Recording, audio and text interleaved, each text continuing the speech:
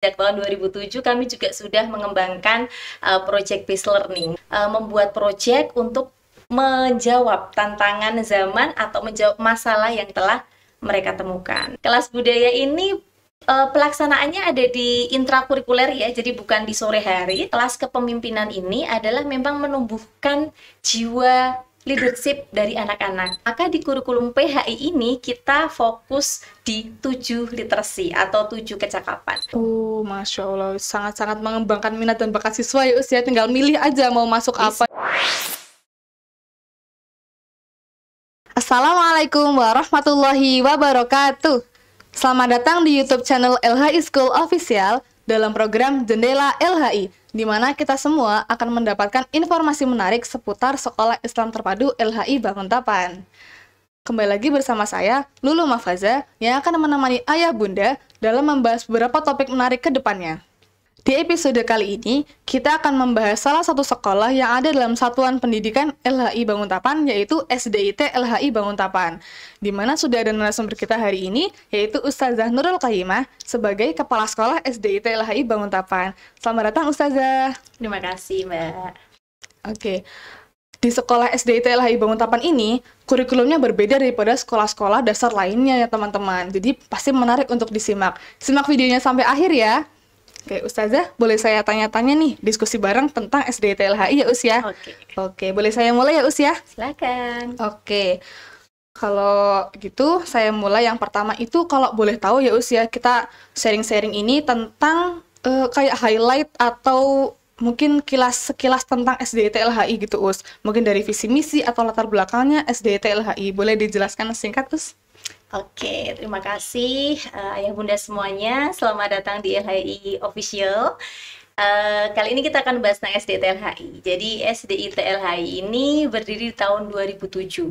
Nah, latar belakangnya adalah tentunya menjawab tantangan zaman ya, karena kami menawarkan kurikulum yang lain dari yang lain.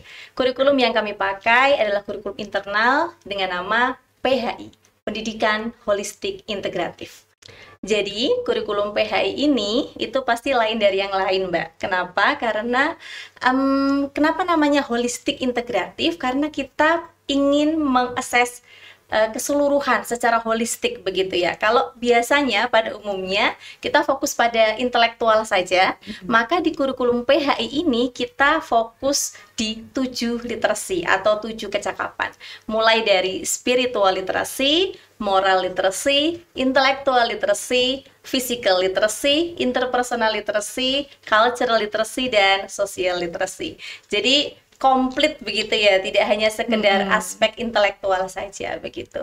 Nah, selain kurikulum unggulan kami, yang ini juga menjadi ruh pembelajaran kami di sekolah, tentu kami secara konten, kami juga menggunakan kurikulum merdeka, seperti yang digunakan secara nasional.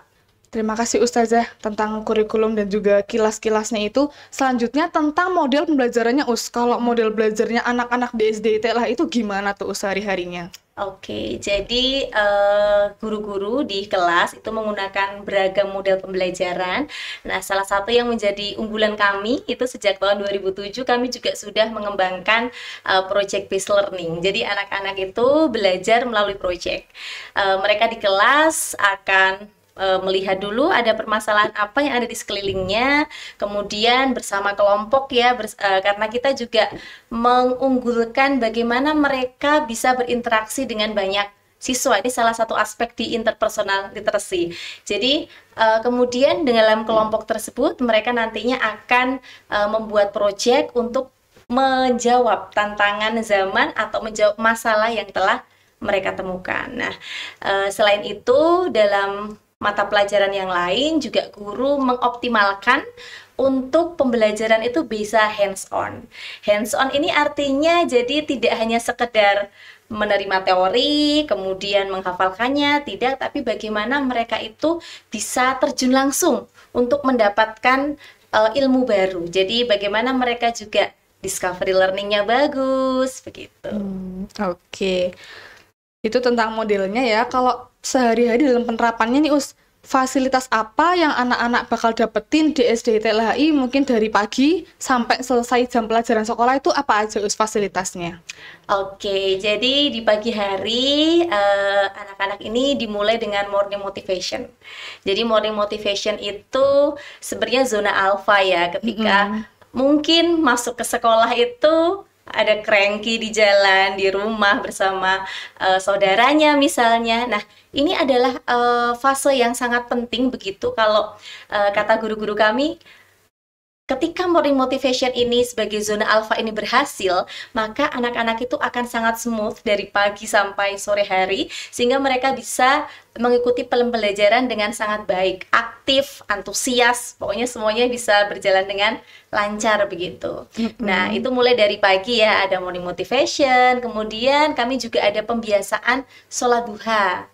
Ada pembiasaan sholat duha, kemudian ada setor hafalan bersama wali kelas, ada pembelajaran Quran yang dilaksanakan 4 kali dalam 1 pekan dari Senin sampai dengan hari Kamis begitu. Kemudian sholat duhur, anak-anak nanti di istirahat biasanya mereka akan bermain di playground. Kemudian sholat duhur berjamaah. Nah, yang menjadi mungkin fasilitas yang mungkin berbeda dengan sekolah pada umumnya adalah di sekolah kami ada supervisor. Supervisor ini adalah guru dan karyawan yang bertugas untuk mengawasi anak-anak ketika bermain. Jadi, kecelakaan dalam permainan itu kan sebenarnya hal yang tentu tidak diinginkan oleh semua orang. Tetapi kadang juga terjadi, sehingga supervisor ini adalah upaya yang kami lakukan agar bisa meminimalisir adanya kecelakaan saat bermain begitu. Jadi supervisor ini nanti akan menggunakan seragam khusus ya, ada rompi berwarna orange dan hijau begitu yang mudah dikenali begitu, sehingga ketika anak-anak bermain saat istirahat atau pulang sekolah, ketika ada masalah, misalnya mungkin ada gesekan dengan teman dan butuh orang dewasa untuk menyelesaikan, maka supervisor ini adalah orang yang bertanggung jawab. Supervisor akan membantu mereka, begitu. Pun ketika ada kecelakaan, maka supervisor ini adalah orang yang bertanggung jawab untuk melakukan P3K, begitu. Itu kira-kira fasilitas apa ya, secara umum ya, dari pagi sampai anak-anak pulang di sore hari begitu. Untuk jam belajarnya gimana tuh? Kayak urutan jam belajarnya dari datang berangkat sekolah sampai pulang tuh jam-jamnya gimana tuh? Oke, kalau urutan jam pembelajaran ini memang fleksibel di kelas ya, sesuai dengan angkatan masing-masing. Tetapi kalau lama belajar memang ada perbedaan dari kelas bawah dan kelas atas. Jadi kalau kelas bawah ini mereka pulang lebih awal di jam 14.15, sedangkan untuk kelas atas, kelas 4, 5, 6 ini mereka baru pulang sekolah setelah sholat asar berjamaah. Jadi pembelajaran selesai di jam 3 sore, kemudian mereka sholat asar berjamaah baru bisa dijemput pulang. Tetapi biasanya setelah pulang, kalau misalnya mereka mau ikut ekstrakurikuler, maka mereka akan ikut ekstrakurikuler 1 jam, dari jam 15.30 sampai jam 16.30. Jadi cukup padat ya memang ya kegiatan anak-anak begitu. Tapi pada gitu tetap ada pantauan dari supervisor ya Us ya, pantauannya tetap ada. Betul. Oke, kalau misalnya program unggulan Us, mungkin dari bahasa atau dari Al-Quran itu gimana, ada nggak tuh Us program unggulannya di SD TLHI? Oke, jadi program unggulan yang ada di sekolah itu diantaranya, kalau tadi yang sempat ditanyakan ada bagaimana program bahasa Inggrisnya, kemudian Al-Qur'annya seperti apa. Untuk bahasa Inggris, Ayah Bunda, kami membuka kelas CLIL ya, Content and Language Integrated Learning, di mana pembelajaran bahasa dan pembelajaran konten itu jadi satu. Sehingga anak-anak ini memang ketika pembelajaran, selain pembelajaran bahasa Indonesia atau literasi, itu memang menggunakan bahasa Inggris. Meskipun porsinya memang sangat disesuaikan dengan kemampuan siswa dan juga jenjangnya begitu. Kalau kelas 1 mungkin porsinya tidak sebanyak kakak kelas 2, kelas 3, apalagi yang sudah kelas 4 itu bisa porsinya sampai 90% menggunakan bahasa Inggris di kelas begitu. Jadi memang naik secara bertahap. Nah, kalau untuk pembelajaran Al-Quran di kelas reguler kami menggunakan metode UMI dan alhamdulillah menjadi sekolah model ya untuk metode UMI sendiri ini. Dan alhamdulillah anak-anak juga sangat fun begitu ya, sangat menikmati begitu proses pembelajaran dengan menggunakan metode UMI. Ada lagi program unggulan di sekolah yang mungkin masih jarang di sekolah yang lain, yaitu ada kelas budaya. Kelas budaya ini pelaksanaannya ada di intrakurikuler ya, jadi bukan di sore hari, tetapi ada di jam pembelajaran. Anak-anak ini boleh memilih salah satu dari kelas budaya. Ada angklung, kemudian yang suka nyanyi mereka ada menyanyikan lagu daerah, ada tari, kaligrafi, dan banyak lagi. Kemudian ada kelas kepemimpinan. Nah, kalau tadi kelas budaya itu khusus untuk, kelas budaya itu untuk kelas 1 sampai kelas 6. Nah, untuk kelas kepemimpinan ini khusus untuk kelas 4, 5, 6 saja. Jadi kelas 1, 2, 3 belum. Karena memang tujuan dari kelas kepemimpinan ini adalah memang menumbuhkan jiwa leadership dari anak-anak. Nah, mereka ini modelnya mungkin kalau di kuliah ya Mbak, yaitu ada UKM ya, basisnya minat dan bakat gitu. Jadi kalau di kampus mungkin mirip itu. Mereka nanti akan memilih salah satu kelas kepemimpinan, mereka belajar membuat program, menjalankan programnya dan mengevaluasi. Sehingga memang cocoknya untuk anak-anak kelas atas begitu. Makanya ini sasarannya adalah kelas 4, 5, dan 6. Nah, di kelas kepemimpinan ini ada guru, tetapi sebagai fasilitator saja. Begitu. Ragam kelas kepemimpinan itu misalnya ada animal lovers. Jadi, animal lovers ini untuk para pecinta hewan, begitu ya. Kami ada mini zoo di sekolah. Jadi, anak-anak ini belajar mengembangbiakan kelinci gitu di sekolah. Kemudian mereka juga pernah mengundang komunitas ular. Ularnya juga dibawa ke sekolah gitu. Belajar gimana sih cara menangani kalau ada ular di rumah kayak gitu. Kemudian untuk plant lovers misalnya. Plant lovers itu mereka belajar hidroponik, belajar menyemai, belajar pembibitan begitu. Kemudian ada LHI Little Creator nih. Nah, yang suka dunia perkontenan macam podcast ini, nah mereka bisa gabung di LHI Little Creator. Jadi mereka belajar gimana sih cara take video yang bagus, cara bikin podcast. Nah, hasil mereka itu nanti diseleksi untuk bisa masuk ke YouTube sekolah. Begitu. Kira-kira gambaran dari kelas kepemimpinan. Oke, Ustazah, mungkin itu beberapa dari kegiatan intrakurikuler ya, Us ya. Kalau ekstrakurikuler nih, ada nggak kira-kira di SD TLHI? Oh, jelas ada ya Bunda ya. Jelas Jadi ada. ekstrakurikulernya ragamnya juga cukup banyak begitu. Jadi ada futsal, kemudian ada bulu tangkis, ada catur. Ini bagi mereka yang anak-anak yang suka dengan olahraga ya, jadi pengembangan untuk olahraga. Yang sukanya di keilmuan percobaan itu ada math club, ada science club begitu. Yang sukanya di dunia teknik ada robotik, ada Plego juga. Plego ini sebenarnya juga mirip robotik sih Mbak. Jadi tapi kalau robotik kan ada mensolder ya. Nah, ini kami rasa masih cukup bahaya untuk anak-anak kelas 1, 2, 3, sehingga kalau untuk anak kelas bawah itu kami menyediakan fasilitasnya adalah Plego. Mirip robotik juga sebenarnya.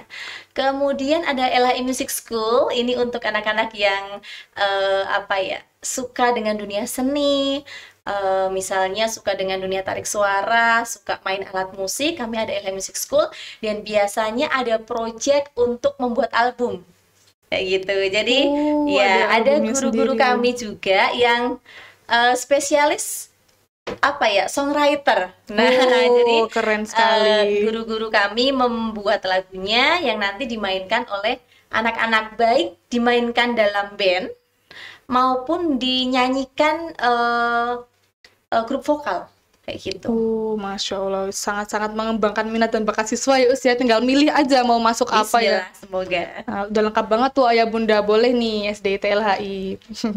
Oke, selanjutnya itu kita diskusi tentang ini Us, tentang penerimaan peserta didik baru. Pasti kan tiap tahun dibuka kan PPDB-nya itu, boleh nih kita cari tahu tentang PPDB itu. Yang pertama itu gimana kalau alurnya Us, alur buat masuk ke dalam SD TLHI ini, dari pendaftarannya gitu Us. Oke. Ya, jadi untuk pendaftaran untuk PPDB itu memang semuanya terpusat di web PPDB begitu. Jadi nanti ayah bunda tinggal klik saja di sana, insya Allah sudah ada step-stepnya apa saja yang harus dilakukan. Nah, setelah mendaftar, nanti pihak sekolah akan menghubungi. Jadi dari nomor PPDB tersebut akan menghubungi untuk dijadwalkan wawancara. Jadi ini mungkin yang agak berbeda ya dengan sekolah pada umumnya. Kalau mungkin banyak sekolah yang PPDB-nya ini adalah tes untuk siswa. Jadi calon siswa itu dites, ada tes baca, tulis, hitung, begitu ya. Nah, kami tidak ada. Jadi yang menjadi dasar diterima atau tidaknya calon siswa itu adalah lewat wawancara. Ya, jadi wawancara dengan calon orang tua siswa begitu. Tes untuk siswa ini ada, tetapi itu dilakukan setelah siswa dinyatakan diterima, begitu. Dan tesnya ini adalah tes NST ya, tes psikologi begitu, untuk mengetahui sejauh mana fokus belajar anak-anak. Kemudian ada juga tesnya adalah placement test Al-Quran. Jadi tadi saya sampaikan untuk kelas reguler itu kan menggunakan metode UMI. Nah, ketika mereka masuk di kelas 1 itu tidak kemudian mulai dari jilid 1. Tetapi kita ada placement test dulu. Kalau semisal Ananda ini sudah ternyata setelah dites di jilid 2, jilid 3, maka ketika kelas 1 langsung mulai dari jilid tersebut. Jadi tidak dimulai dari jilid 1. Itu apa namanya tadi ya, kenapa ada tes tersebut. Jadi buat menyesuaikan kemampuannya ya mereka ya Us ya. Betul sekali. Oke.